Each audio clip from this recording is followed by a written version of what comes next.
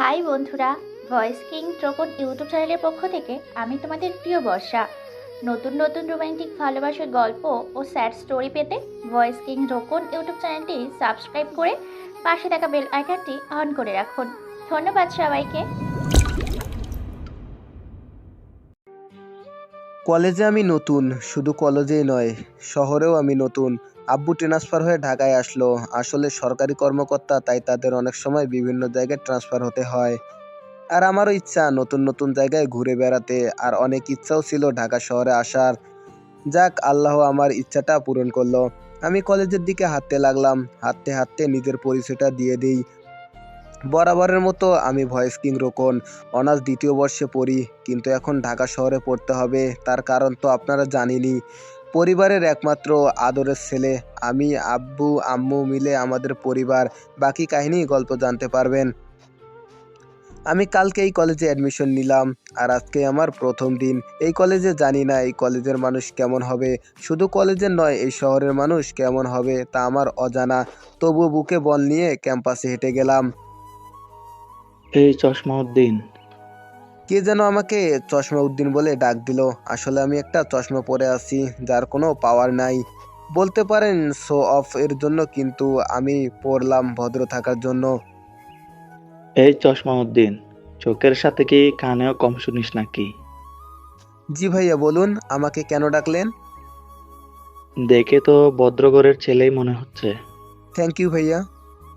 সেখানে শুধু ছেলেটাই না, সেখানে দুজন মেয়ে আর তিনটা ছেলে উপস্থিত আছে। তবে মেয়েগুলো শার্ট প্যান্ট পরা, যা দেখে আমার কেমন জানি লাগতেছে। এই, তোর নাম কি রে? কলেজে তো নতুন মনে হচ্ছে।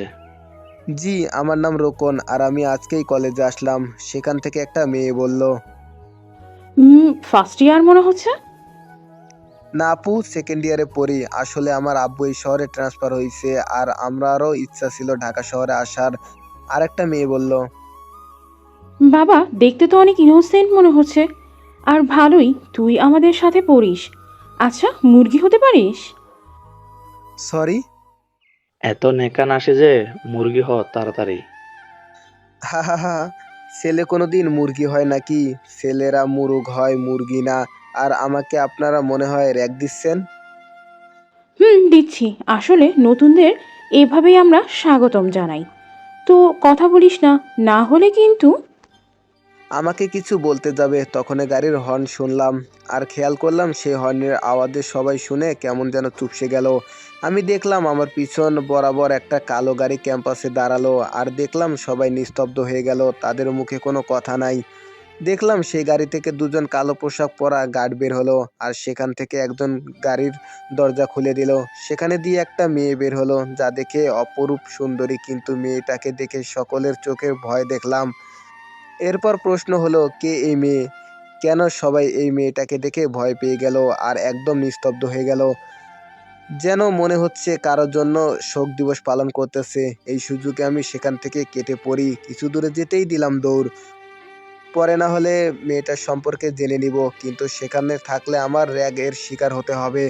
আমিও ক্যাম্পাসের অন্যদিকে চলে যাই। সেখানে একটা বটগাছ আছে, যা সিমেন্ট দিয়ে ভরাট করে রাখা, যেটাতে মানুষ বসতেও পারবে।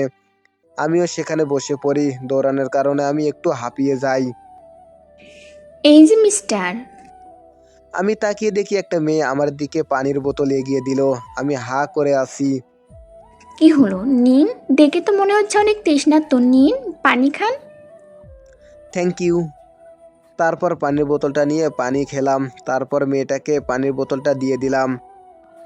আপনার ভাগ্য একদিক দিয়ে ভালো, একদিক দিয়ে খারাপ। মানে? মানে, আপনি অল্পের জন্য র্যাগের শিকার থেকে বেঁচে গেলেন, কিন্তু এখন থেকে আপনাকেও অন্যদের মতো চুপচাপ থাকতে হবে। কেন, এখানে কি কথা বলা নিষেধ নাকি? না, তবে এইমাত্র একটা মেয়েকে দেখলেন না? সেই মেয়েটার সামনে তো দূরের কথা, তার উপর যদি কারো ছায়াও পড়ে না, তাহলে সেই মেয়েটা ওই মানুষটার অবস্থা খারাপ করেই ছাড়ে। বলতে গেলে আধমরা করেই ছাড়ে। আমি মেয়েটার কথা শুনে অবাক হলাম। কেন, এই কলেজটা তার নাকি? বলতেই পারেন। আসলে আপনি জানেন না ওই মেয়েটাকে। আপনাকে তো দেখে নতুনই মনে হচ্ছে। হ্যাঁ, আমি নতুন। তারপর আমি সব বললাম। আপনি অন্য কলেজে গেলেই ভালো হতো, কারণ এখন এই কলেজে কেউ থাকতে চায় না। কেন, এখানে কি হয়েছে? সবই ওই মেয়েটার জন্য। কেউ কোনো মজা করে বেড়াতে পারে না, সবাইকে সাবধানে চলাফেরা করতে হয়। আর আমাদের সকলকে সেই মেয়েটার কথা মতো চলতে হয়, এবং কি লেকচারেরাও ও প্রিন্সিপাল স্যারেরাও। কেন, মেয়েটা ভূত না ভাল্লুক? মেয়েটা ভূত ভাল্লুক বললে ভুল হবে, বলতে গেলে মেয়েটা একটা লেডি মাফিয়া। তার কথা মতোই পুরো ক্যাম্পাস চলে। আর তার এই শক্তি আসে তার বড় ভাই লিটনের থেকে, যে আমাদের ঢাকা শহরের একজন বিজনেসম্যান হলেও আনঅফিসিয়ালি একজন নামকরা মাফিয়া, যে পুরো ঢাকা শহরে রাজত্ব করে বেড়ায়। আর লিটন ভাইয়ের একমাত্র বোন হওয়ার কারণে সেও তাকে ফ্রিডম দিয়ে দিছে, যার ফল আমাদের ভোগ করতে হচ্ছে। আমি এই লিটন ভাইয়ের কথা এখানে আসার আগেও শুনলাম, মনে করছিলাম সামান্য একজন গুন্ডা হবে, তবে ঢাকা শহরের মাফিয়া কিং হবে তা জানতাম না। এখন তো গেল থুকু গেলাম মনে মনে। ভাইরে ভাই, আসলে কুফা ধরছে, কেন যে এই কলেজে আসলাম, দূর এখন কি হবে? থাক, আপনি একটু সাবধানে চলাফেরা করলেই হবে। বাই দ্য ওয়ে, আমি অবনী সরকার। আর তুমি? আমি রোকন। বাহ, নামটা তো সুন্দর। তোমাকে দেখেই আমার ভদ্র মনে হলো, আর নামটাও ভদ্রদের মতোই। আর আমিও তোমার সাথেই পড়ি, মানে তোমার ক্লাসমেট আমি। যাক, ভালোই হলো, এখন আর অসুবিধা হবে না ক্লাস খুঁজতে। আচ্ছা, ওই লেডি মাফিয়ার নাম কি? তার নাম ফারিয়া বিনতে আফরোজ, তবে তাকে সবাই ফারিয়া ম্যাডাম বলেই ডাকে। আর আমাকে আপনি আপনি বলিও না, আমি যেহেতু তোমার ক্লাসমেট তাই তুমি করেই বলিও। আর যত পারবা ফারিয়া থেকে দূরিয়ে থেকো, মেয়েটা অনেক মারাত্মক লেভেলের জিনিস। যদি কেউ তার সাথে জাস্ট ক থেকে খ করে তাহলে সে ব্যক্তি শেষ। একে তো ফারিয়া নিজের হাতে সেই ব্যক্তির অবস্থা টাইট করবে, না হলে গার্ড দিয়ে এমন মার খাওয়াবে, একে তো কয়েক মাস বেডে থাকতে হবে, না হলে পঙ্গু হয়ে বাকি জীবন কাটাতে হবে। Thanks for advice.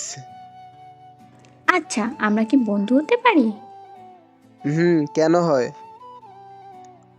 তারপর অবনীর সাথে ফ্রেন্ডশিপ করে নিলাম, কিন্তু অবনীর মুখে যা শুনলাম তাতে আমার একটু মাথা গরম হয়ে যেতে লাগলো। তবুও নিজেকে কন্ট্রোল করে নিলাম। আমি আর অবনী ক্লাসের দিকে গেলাম। সেখানে অবনী তার কিছু ফ্রেন্ডের সাথে পরিচয় করিয়ে দিল। তারপর আমি একটা সিটে গিয়ে বসি। কিছুক্ষণ পরে লেকচার স্যার আসে আর সবাইকে গুড মর্নিং উইশ করে। তোমাদের মধ্যে একজন নতুন স্টুডেন্ট আসার কথা, সে কি আসছে? জি স্যার, আমি আসছি। সবাইকে তোমার পরিচয় দাও। আমার নাম মোহাম্মদ রোকন আহমেদ, আর আমি আজ থেকে আপনাদের সাথে এই কলেজেই পড়বো আর আপনাদের সাথে অনার্স কমপ্লিট করব। সবাই রকনের সাথে বন্ধুত্ব স্বরূপ আচরণ করবা, আর তার যদি কোনো অসুবিধা হয় তার সমস্যা দূর করার চেষ্টা করবা। তারপর স্যার ক্লাস করাতে শুরু করে। 5 মিনিট পরেই দেখলাম ফারিয়া আমাদের ক্লাসে আসে। তাকে দেখেই সবাই দাঁড়িয়ে যায়, যা দেখে আমি অবাক না হয়ে পারলাম না। অন্তর দাঁড়া, না হলে কপালে দুঃখ আছে। আমি অবনীর কথা শুনে দাঁড়িয়ে গেলাম, কিন্তু এই জিনিসটা দেখে মেজাজ খারাপ হয়ে গেল। আর সবচেয়ে কষ্ট লাগলো, স্যার পর্যন্ত তার জন্য দাঁড়িয়ে যায়, আর ফারিয়া স্যারের পারমিশন ছাড়াই ক্লাসে ঢুকে। সে সিটে বসতেই সকলে সিটে বসে পড়ে। খেয়াল করলাম ফারিয়া আমার দিকে রাগী চোখে তাকিয়ে আছে, কিন্তু কেন তা আমি জানি না। তবে আমার ভিতরে অন্য কিছু চলতেছে। পাওয়ার পাইছে ভালো কথা, কিন্তু তার অপব্যবহার করতে এটা কোনো কথা? তবুও বাদ দিলাম, কারণ আমি নতুন, সো এখন কোনো ঝামেলায় জড়াতে চাচ্ছি না। আমি ক্লাস করতে লাগি, কিন্তু ক্লাসে তেমন মজা বা হইহুল্লাস হয় না। সবাই একদম চুপসে আসতে, মনে হচ্ছে কে মরে গেছে আর আমরা এখানে শোক দিবস পালন করতেছি। পুরাই বোরিং ক্লাস হলো। ক্লাস শেষ করলাম। আমি ক্লাস থেকে বেরিয়ে যেতেই কেউ একজন আমাকে ধরে ফেলে। পরে দেখি অবনী। কোথায় যাস? এমনি একটু ঘুরবো আর কি। চল, আমাদের সাথে আড্ডা দিবি। না, আমার আনইজি লাগতাছে। আরে চল তো। বলেই আমাকে টানতে টানতে নিয়ে গেল তাদের আড্ডায়। আসলে তাদের সাথে আড্ডা দিয়ে ভালোই লাগলো, কারণ তারা খুব ফ্রেন্ডলি বিহেভ করে, আর এটাই তো প্রয়োজন। আমরা আড্ডা দিচ্ছি, এমন সময় আমার ফোন বেজে ওঠে। গাইস আমি আসতেছি, তোমরা আড্ডা দাও। আমি চলে গেলাম এক কোনায়, সেখানে গিয়ে দেখি আমার জিগারের দোস্ত তানভীর ফোন দিয়েছে।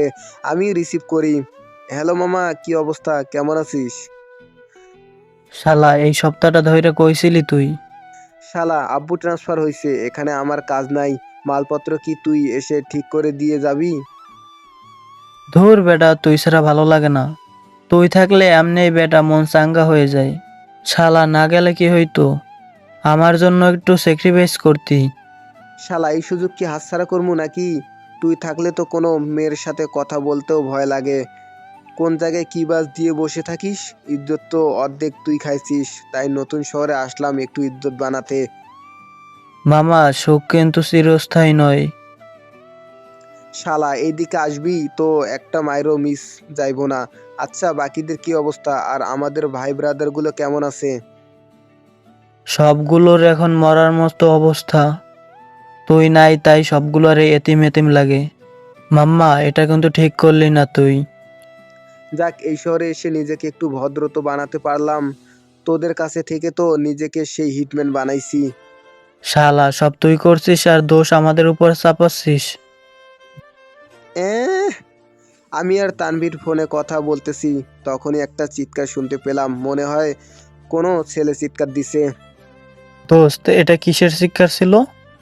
আমি তো অবাক হলাম বেটা। মামা, তুই কিছু করিস নাই তো? শালা আমি তোর সাথে ফোনে কথা বলতেছি, আমি কি করব? দেখ মামা, উল্টাপাল্টা কিছু করিস না। লাস্ট টাইম কি হয়েছে মনে আছে তো? শালা ফোন রাখ, আর কি হয়েছে দেখতে দে। দোস্ত, নিজেকে শান্ত রাখিস। আর দরকার পড়লে আমি ওই দিনকে আমার সাথে একজন আছে তাকে বলবো।